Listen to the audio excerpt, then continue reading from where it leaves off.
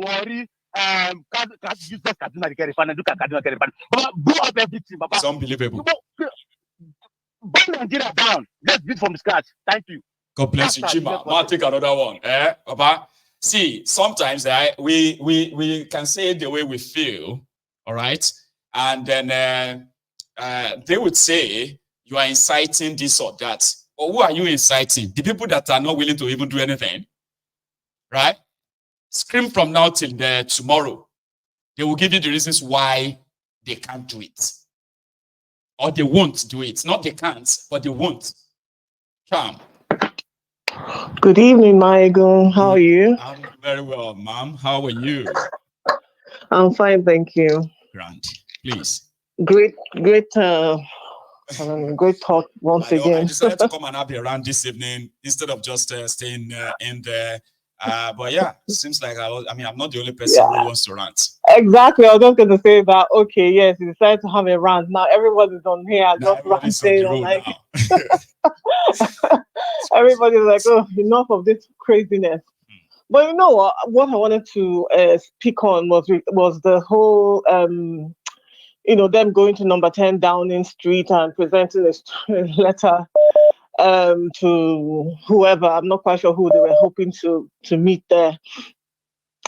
Saying that you want to be running with the Prime Minister of the UK. The media in Nigeria is actually reporting that they met with the Prime Minister UK. Come on. If they really met with the Prime Minister of UK, then that Prime Minister doesn't have a job. He doesn't have work to do, and he needs to call a general election so that we can find somebody who is busy to do the role. Okay. Anyway, what I'm not quite sure. And again, like you said, this is a scam.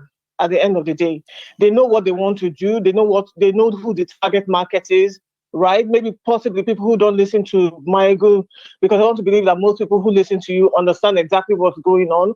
And then obviously you then don't fall into the trap of trying to fund these people, which is what they really want. Your money is all they want. Okay? Because they're not really interested in what we are all interested in, which is not just the emancipation of our individual nations, just the freedom to be, because as it is right now, we don't really have that freedom. The freedom to, pursue my own hopes and my own beliefs, and as a Yoruba person or as an Igbo person, or we don't have that, right? And to say that you're going to receive, I find it ridiculous that you go to places like number 10 Downing Street. I find it ridiculous that we still go to United Nations to present a case for my wanting to be a separate country, because it would have even make sense, Charm, right? Let's say back home, right? They have a strong following, right? Where you see tens of thousands of people hitting the streets once they are called upon. You know what I mean? Like demanding for a Yoruba nation. I understand what you would have probably be like, okay, you shouldn't have gone there, by the way, but yeah, maybe. But no, these are Tinubu supporters coming to make a mockery of this whole thing in the UK. It's a shame. And I feel like, just like you said, right, that is your point A. Mm-hmm. Your point A is not really to go to United Nations or to go to number 10 Downing Street, or even to go to Washington DC and all of that. Your number A, your point A is actually, generating that critical mass, and that critical mass is the ones who are there on the ground in Nigeria, that you need to be sensitizing and saying, this is why we need to leave this country. I mean, there's a litany of reasons why that you can put down for people in Yoruba land, for people in Igbo land, to say, you know what, we need to extricate ourselves from this entity called Nigeria, because it has nothing to offer you. It has nothing to offer the generations yet unborn, right? It's to start that conversation and that push and that movement down there, right? I don't believe in going to the United Nations. I don't believe in going to any of this country, because again, it's that stupid slave master and slave mentality where we have subconsciously agreed that there's somebody that's ought to give us, as opposed to us demanding and taking what belongs to us. I hope you understand what I'm saying, right?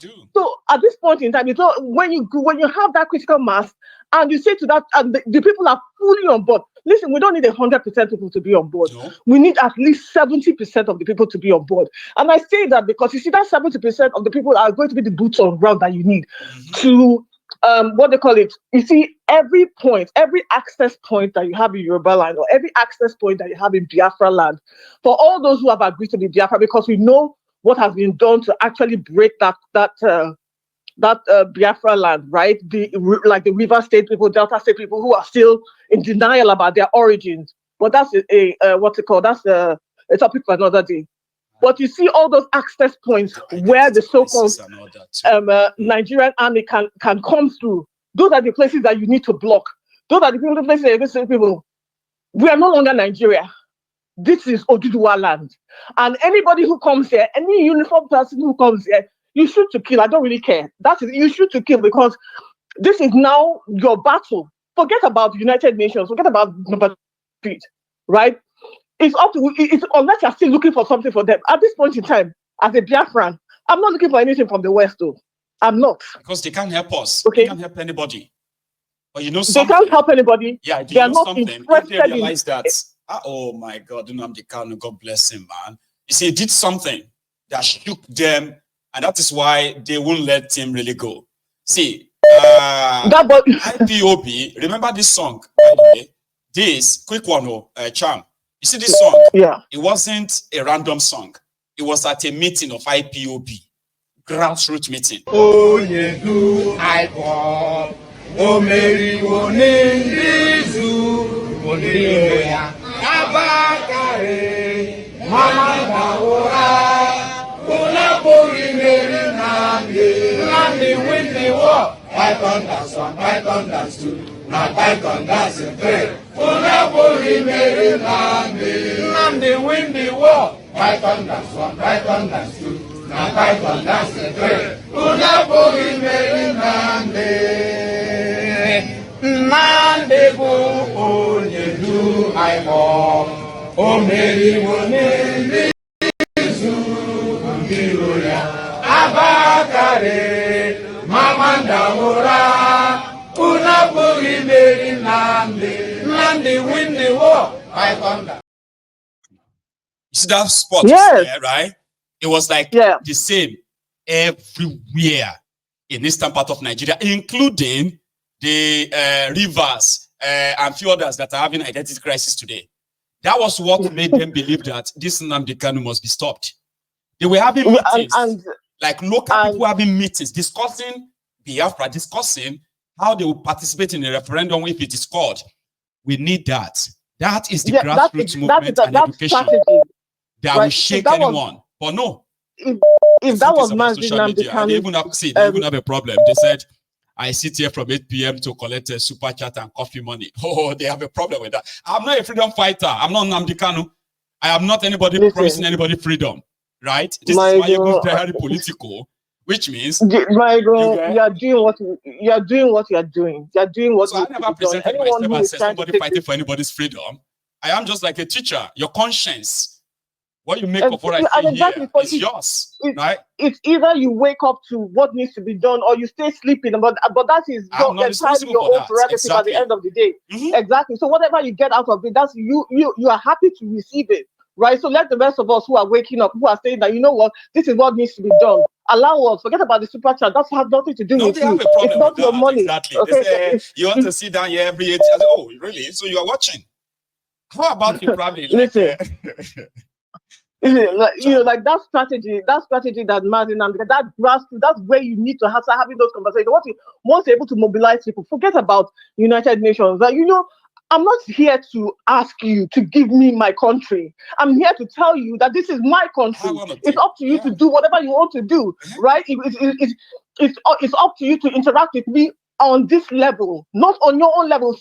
We need to stop this. You know what? We want something from Ndocha. We don't need Ndocha. That's the biggest mistake that we made in the first place, right? And I keep talking about history, right? Unless there's anybody that can prove to me that when the first whatever color people came to this continent, they met people on the shores of Africa. I mean, where the ocean meets the land. And there were people there suffering and dying and thinking, how do I cross this ocean to go somewhere else so that I can see if I can live? Now, if we don't have any record, any historical record of that, that means we all need to be questioning history. right? I know I'm kind of like deviating because I feel like a lot of the things that we've been sold, how they came to liberate us, how they came to give us something we already had, right? Right? And this is the same mentality that's still going on. That's why you have people say that they want to go somewhere to get something that is your own, that is mine. I'm a do the white nation. This is me. I don't have to come and beg you. Anything else, right? You don't give me what is mine. You don't give me what is mine. Before you came free. I should take it. It's mine. Whatever I want to do with it is up to me, and you can come and negotiate fairly. Otherwise, no negotiation. The belief that we need to do anything with the West is part of what is crippling us. There are so many nations out there, and then there's the African nation. For goodness sake, if it means that Oduduwa and Biafra are the ones doing business with each other, as long as we are getting mutual benefit and mutual growth, that's all we need. That is all we need.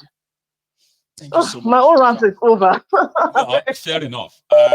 We'll keep saying it as it is. It doesn't really matter how some people see it, and if others want to be saviors of others, well, so be it. It's up to them. Thank you so much, okay? You have a good one, ma'am.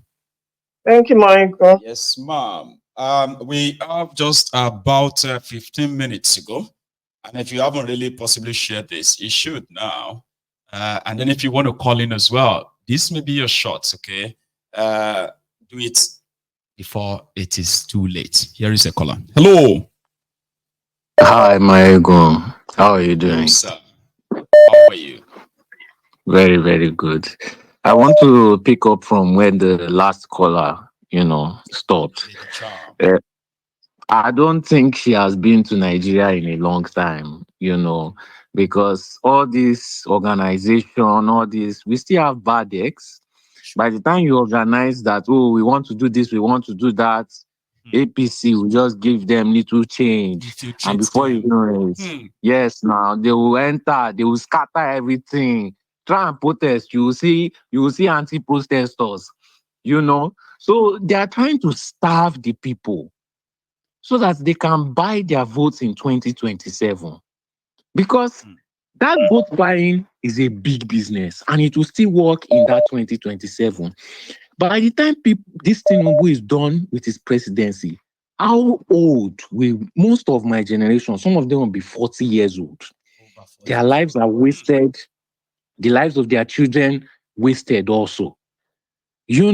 So they know exactly what they are doing. I'm looking on Instagram, people are still fighting, people are still talking whiskey, Burna Boy, Yoruba, Igbo, Hausa. Like, they are not ready yet. The hunger has not reached them yet. He's trying to starve them so that they will wipe them out. And you will have to beg for that election money. People will beg for it. You think people will change? We just had the Edo. They're having another one next month now in Ondo. You see, some of those people who are from Ondo, they joined us to condemn people who collected money from APC and in Edo. Now their own is coming soon. And you know what? With the level of the airship so far, their own will be more ridiculous. And it is going to be same.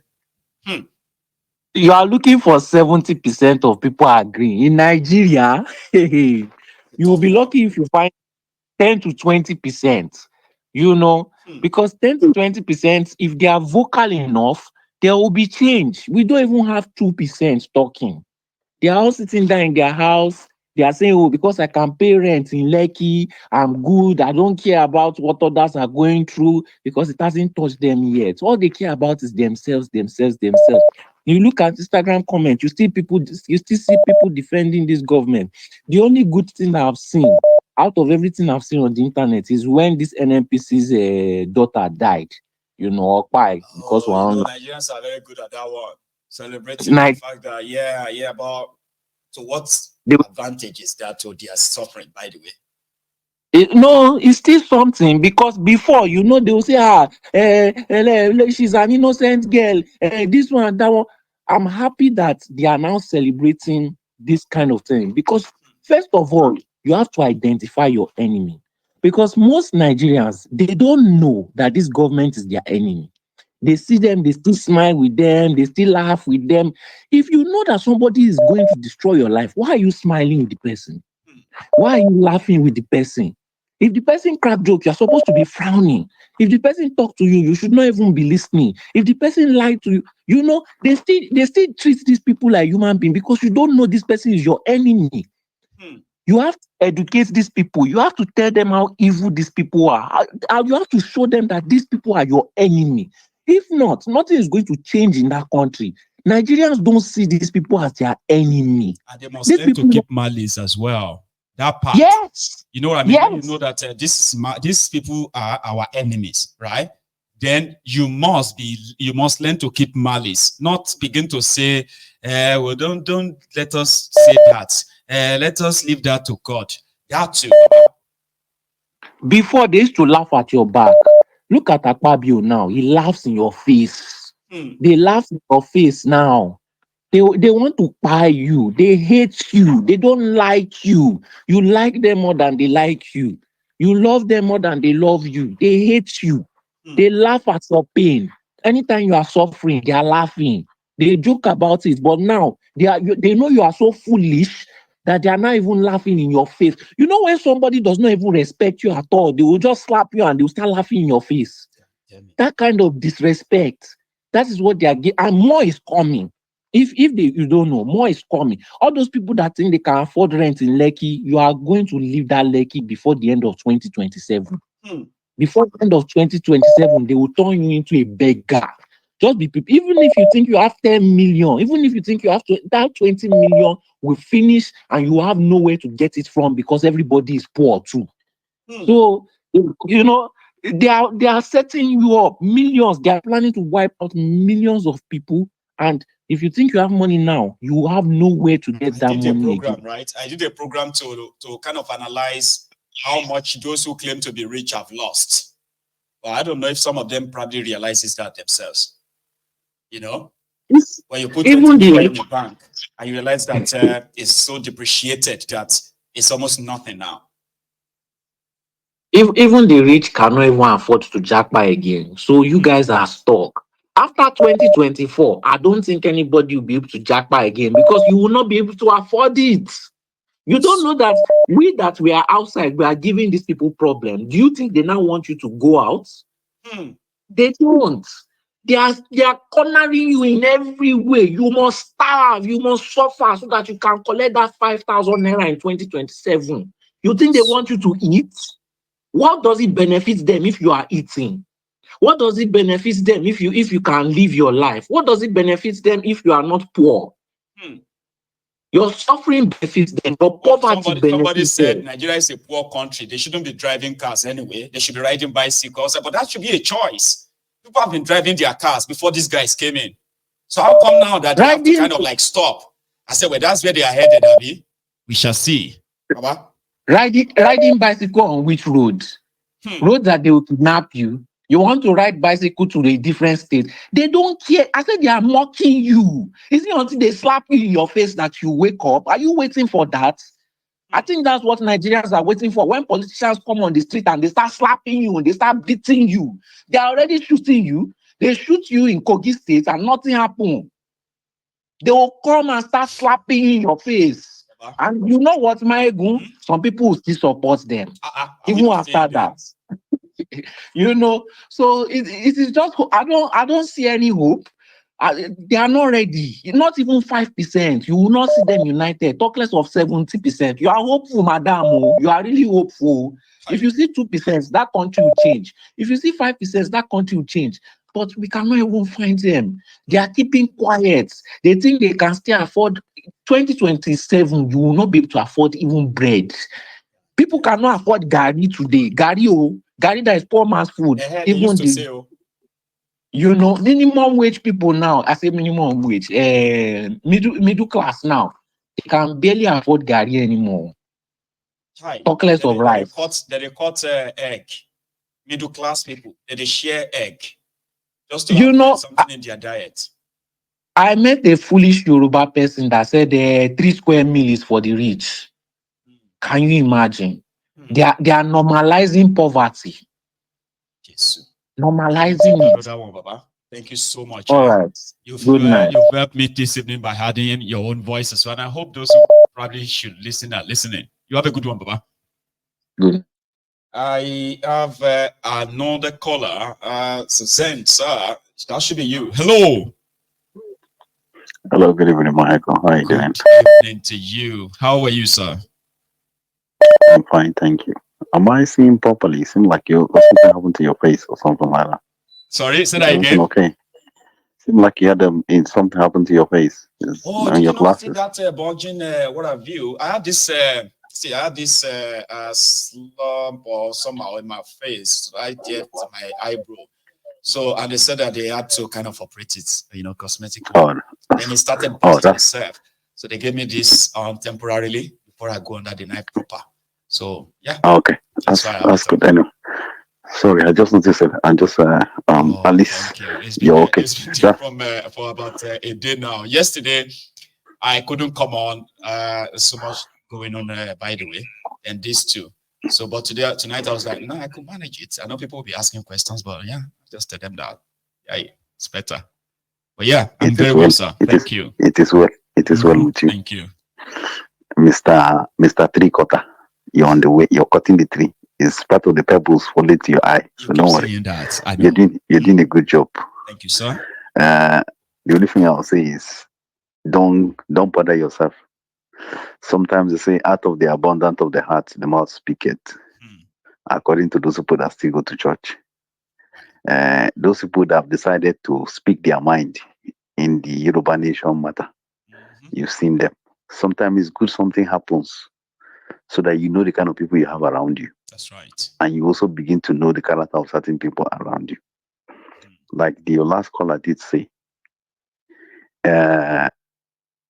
Nigeria is not a place where you can have anything to happen right now.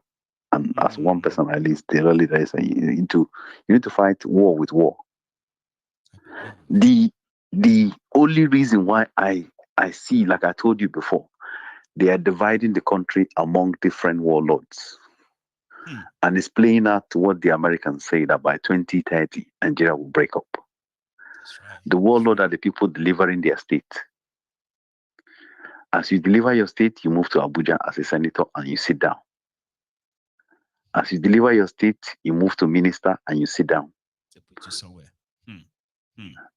But if you don't deliver, bros, you're back. And they're going to frustrate all the political parties. That thing that happened to them in 2023 will never happen again. That's what they said, though. They would not. Except you pick up arm. Except you pick up arm. If you don't pick up arm, that thing that happened in 2023 will never repeat itself again. Political revolution. Because they never believed that the obedience would be so strong enough to actually sit down there and defend their vote. They were this close. They are just like really close to achieving that goal. And what people have not actually sit down to realize is that Nigeria will never work until you pick up arms to defend yourself. I'll give you a typical example. In America, everybody bear arms. That's right. No matter how mad the politicians in America get, their policies they don't touch. Because they know if they touch, thank you, First, Second, and Fourth Amendment right, they will never even debate it. They will not even debate it. Because if they debate it, everybody will pick up arms and start killing somebody and killing somebody and killing somebody. And everybody know you. So everybody they don't debate that one. So when it comes to Nigeria, the day everybody start bearing arms, that is the day the people in the power will start respecting themselves because they know they can die anytime. And if you go look at it deeper, Nigeria will never develop because something people don't really calculate is the economic impact of Nigeria on the Western world. 20% of global professionals in the global world are from Nigeria. The day somebody like Peter Obi, somebody like Showore, somebody like Dele Farotimi becomes president of Nigeria, and me and you know that that country is going to be better. Go and check what happened in Nigeria in the 70s. When Nigeria gained independence, how many professionals left Europe? to go back to Nigeria. Some people and this group of people listening to you now will tell you, my dad them that studied in the 60s and early 60s, 50s. Mhm. As soon as Nigeria became independent, left Europe and went back to Nigeria because Nigeria was better. Hmm. And most people listening to you, there are jobs waiting for you before you even left school. it's not even jobs waiting for you. You wake up in the morning, you see somebody that look like you. You speak your local dialect. You drink the water, the sun hits you.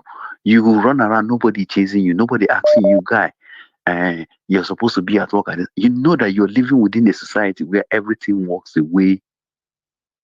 You don't have to ask questions. You don't have to say, oh, you're facing racism, you're facing this one, you're facing that one. Everything was working.